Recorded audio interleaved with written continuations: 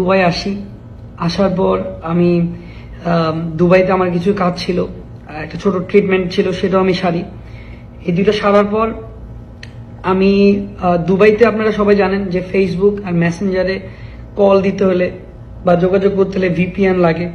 So আমি normally Dubai যখন আসছি, তো মানে আমার সাথে বাংলাদেশে খুব কম মানুষের সাথে কন্ট্যাক্ট হচ্ছিল, বিকজ এখানে ভিপিএন লাগে কথা বলতে হলে। সো এর মধ্যে মিনওয়াইল 2 দিনের মধ্যে প্রথম হওয়ার পর টানা 2 দিনের ভেতরে যেই পরিস্থিতির আসলে বাংলাদেশে ঘটেছে, টু বি অনেস্ট, আমি এখন বর্তমানে দুবাই আছি। আমি জাস্ট দেখেন, আমি বিশ্বাস করেন, আপনারা আমাকে সবাই ভুল ভাবছেন, আমি সব সময় স্টুডেন্টদেরকেই সাপোর্ট করি। আমি সেই স্টুডেন্ট আন্দোলনের সময় ছিলাম, আমি প্রত্যেকটা আন্দোলনের সময় আপনাদের পাশে ছিলাম। আমি এখন দুবাই আটকা পড়েছি। আমার ফেসবুক একবার কিছু মানুষ আসলে ভুল বোঝার কারণে আমার ফেসবুকটা মেবি একটা রিপোর্ট করছে, দেন ওই ফেসবুকটা রিপোর্টের মাধ্যমে এটা ডিসেবল হয়ে গেছে। তো আমি তখনও পোস্ট দিতে পারতেছি না। বাট আমার এখান থেকে সত্যি কথা, আমি আমার বন্ধু বান্ধব যারা আছে, আমার টিমমেট, সবাইকে নামতে বলছি।